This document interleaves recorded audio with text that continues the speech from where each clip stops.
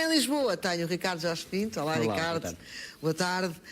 Está-se a arrastar esta história que poderia ter sido resolvida ou respondida no imediato.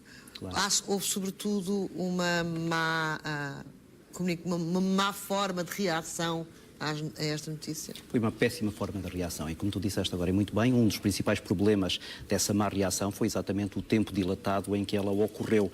Esta será já a quinta tentativa que Pedro Passos Coelho vai fazer para dar explicações acerca de um caso onde, na verdade, ele deveria ter feito, na minha perspectiva, duas coisas. Em primeiro lugar, ser muito rápido a dar as explicações. Em segundo lugar, ter sido formal nas explicações. Isto é, não me pareceu bem que as respostas que ele foi dando fossem respostas muitas vezes apanhadas na rua, à saída de eventos, onde parecia que ele estava de alguma maneira apenas a responder àquilo que eram as solicitações casuais dos jornalistas. Este assunto, embora não seja um assunto de uma gravidade extrema, isto é, ele não está a ser acusado de nada, não há aqui sequer indícios de uma suspeita de algum ato menos lícito, mas a verdade é que há aqui uma questão moral e há aqui uma questão política que mereceria que Pedro Passos Coelho tivesse muito rapidamente convocado uma conferência de imprensa para, de forma muito cabal, dar todas as explicações que agora, muito certamente, lhe vão ser colocadas ao longo da tarde. Uma questão moral e política que tem a relevância que tem, porque estamos nos tempos em que estamos. Claro, há aqui três aspectos que, quanto a mim, contribuem para o impacto mediático e público que este assunto tem. Em primeiro lugar, o facto de este Primeiro-Ministro ter sido extremamente exigente com os portugueses, com os contribuintes, relativamente àquilo que são as suas obrigações fiscais.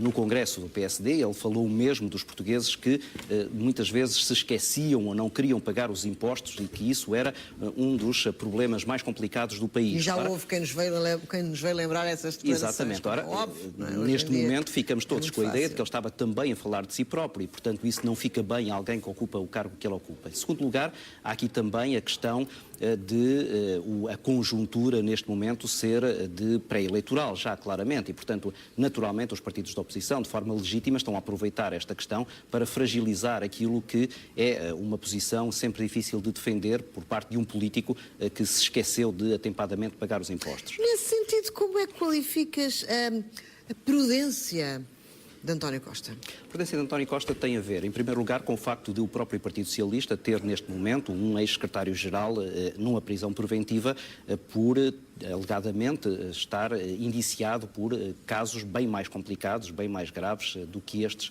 que envolvem Pedro Passos Coelho. E, portanto, o Partido Socialista não quer, de alguma forma, levantar a poeira sobre esta matéria, sabendo que a qualquer momento ela pode ser empurrada com o vento para o outro lado, para o lado do próprio Partido Socialista.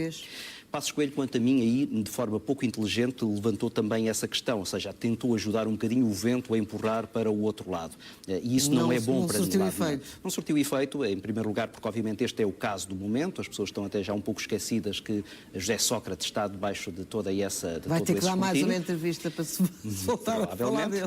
Em segundo lugar, porque ninguém gosta de ver alguém sacudir a água do capote quando está debaixo de alguma atenção. E, portanto, eu diria que em relação a esse aspecto particular, acho que Pedro Passos Coelho não esteve bem e, de resto, até depois a seguir já corrigiu o tiro em relação a essa suspeição sobre outros casos anteriores, embora não se referindo ao nome de José Sócrates, era ele que estava lá implícito, como também me parece que António Costa foi um pouco hesitante na reação que teve, embora depois a tenha corrigido e, quanto a mim, neste momento, esteja num registro bastante mais correto. Mas esse registro mais correto faz com que, naturalmente, seja o Partido Socialista aquele partido da oposição que provavelmente menos ondas quererá colocar sobre esta matéria. Nesse sentido, vai ser curioso ver como é que vai ser o debate parlamentar. António Costa foi ontem propositadamente à Assembleia da República falar com Ferro Rodrigues, o líder da bancada parlamentar, para preparar aquilo que será esta sessão, porque o Partido Socialista sabe que este pode ser um momento crucial. Preciso recordar que, em termos das sondagens, PS e PSD estão bastante próximos, muito mais próximos do que aquilo que o líder da oposição gostaria.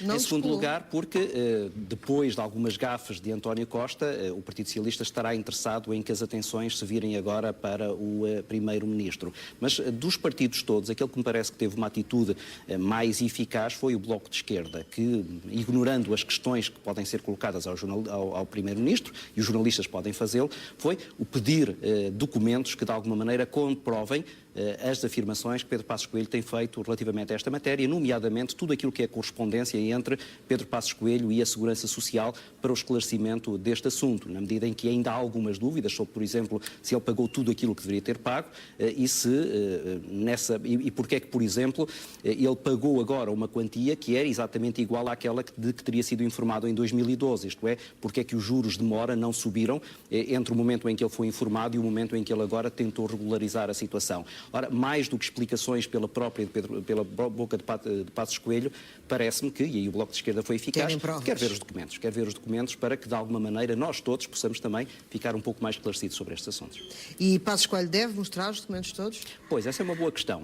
Pedro Passos Coelho já se referiu a uma matéria de idêntico configuração, dizendo que se recusava a fazer o striptease fiscal, o striptease financeiro da sua vida.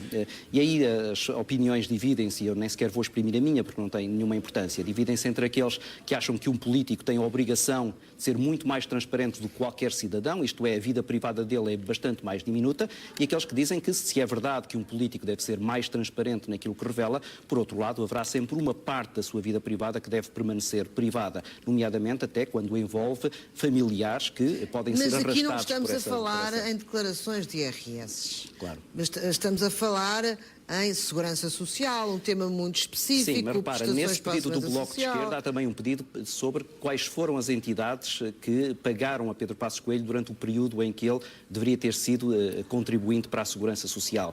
E essa sim já é uma matéria que pode não ter diretamente respeito a ver com esta questão, mas tem a ver com aquilo que são os empregadores que Pedro Passos Coelho teve num passado onde nem sequer nessa altura... E é ou não relevante saber quem foram os empregadores de Pedro Passos Coelho? É aí que eu digo que as opiniões se dividem. Entre aqueles que acham que isso... Eu tenho a minha, mas acho que não é. Eu não estou aqui para dar opiniões, estou aqui para fazer análise. E na análise que eu faço, reconheço validade a ambas as posições. Isto é, há aqueles que consideram que, por exemplo, essa matéria deve também ser revelada, como, por exemplo, nos Estados Unidos, onde alguém que ocupa um cargo deve imediatamente dizer para todas as empresas para quem trabalhou, até para que não haja conflitos de interesses, e depois aqueles que defendem que, na verdade, no momento em que alguém não exerce um cargo político, ou que familiares seus não exercem um cargo político, eles podem também ser resguardados. Porque, repara, nestas declarações de IRS podem também estar depois aquilo que são familiares da sua mulher, etc. Isso faz sentido, não se querer fazer um striptease fiscal. Exatamente. Em relação à segurança social já é um bocado diferente. Em relação à segurança social, aí sim, eu penso que Pedro Passos Coelho tem que ser muito claro e aí as opiniões são mais ou menos unânimes. Isto é, Pedro Passos Coelho tem que dar todas as explicações que neste momento parecem ser relevantes para que do ponto de vista político se compreenda qual é que é o verdadeiro posicionamento de um Primeiro-Ministro que tem sido extremamente exigente, e quanto a mim ainda bem, relativamente àqueles que não pagam os impostos, tendo em conta que os outros que pagam, se virem alguém a não pagar, sentir-se-ão injustiçados. E essa é a questão absolutamente crucial para que haja, do ponto de vista social, alguma tranquilidade e confiança naquilo que são as instituições.